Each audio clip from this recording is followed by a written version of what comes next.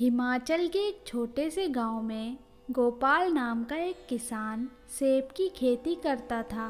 उसके घर में उसकी पत्नी व उसकी दो बेटियां थीं, सरला और सावित्री। दोनों बेटी शादी के लायक हो गई थी। गोपाल भी कड़ी मेहनत कर पैसे जोड़ रहा था, जिससे वह पहले सरला और बाद में सावित्री की शादी कर सके। सरला स्वभाव से सीधी सादी और सावित्री तेज थी। गोपाल का परिवार ज्वाला जी को अपनी कुलदेवी मानता था और साल में 2 बार वे लोग ज्वाला जी के दर्शन करने जाया करते थे। गोपाल ज्वाला जी से प्रार्थना करता, हे ज्वाला माँ, मेरी दोनों बेटियों की शादी अच्छे परिवार में हो जाए। ज्वाला माँ की भी असीम कृपा इस परिवार पर रहती थी। सरला नवरात्रों में ज्वाला माँ का ध्यान करके पूरे 9 दिन व्रत रखती थी। सावित्री पूजा पाठ तो करती थी पर व्रत नहीं रखती थी। कुछ समय बाद जब सेब की फसल तैयार हो गई तो गोपाल के बाग में एक व्यापारी आए, जो हर साल गोपाल से सेबों की खरीदारी करते थे। उन्होंने इस साल भी गोपाल के सारे सेब खरीद लिए। बातों बातों में गोपाल ने कहा, सेठ जी, मैं अपनी दोनों लड़कियों के लिए योग्य वर की तलाश कर रहा हूँ। यदि सही परिवार मिल गए तो इसी साल दोनों का विवाह एक साथ कर दूंगा। मैं सेब की फसल तैयार होने का ही इंतज़ार कर रहा था। तब सेठ जी ने कहा, मेरे दोनों लड़के शहर में मेरा व्यापार चलाते हैं। यदि तुम्हें ठीक लगे तो मैं तुम्हारी दोनों कन्याओं को अपने घर की बहू बनाना चाहता हूँ। गोपाल बोला, सेठ जी, आप बहुत धनवान हैं और मैं बहुत गरीब, ऐसा कैसे हो सकता है? सेठ जी ने कहा, मुझे इस बात से कोई फर्क नहीं पड़ता। तुम मेरे साथ चलकर लड़कों को देख लो, सही लगे तो इसी महीने हम बारात लेकर आ जाएंगे। गोपाल तैयार हो गया।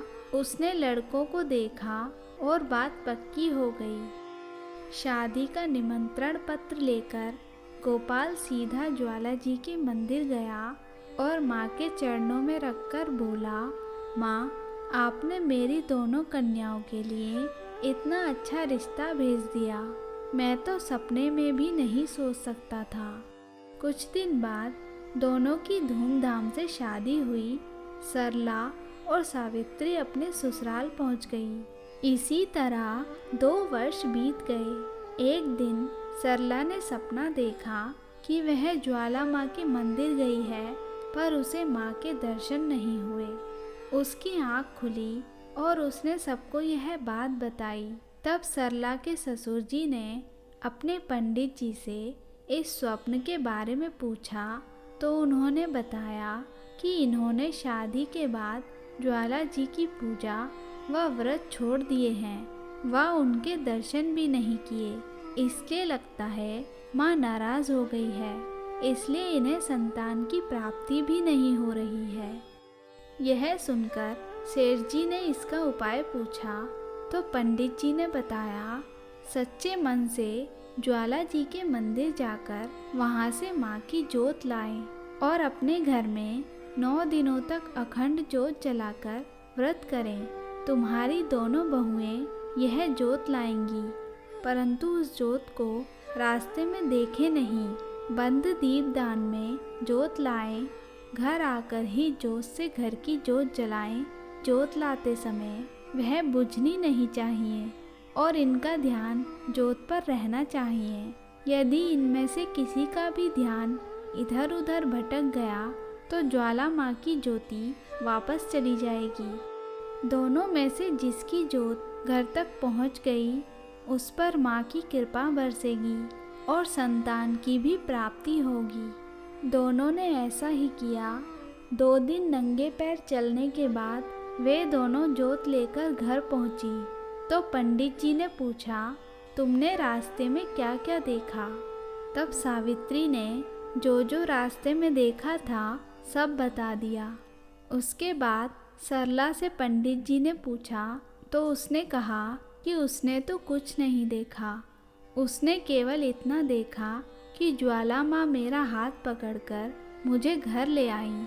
पंडित जी ने दोनों के दीपदान खोले तो देखा सरला की जोत जगमगा रही थी, पर सावित्री की जोत बुझ चुकी थी। वह रोने लगी और उसने ज्वाला माँ से माफ़ी मांगी। इसके बाद दोनों बहनों ने अखंड जोत जलाकर बिना अन्न जल ग्रहण किए केवल 2 लौंग व पानी पीकर 9 दिन व्रत रखा।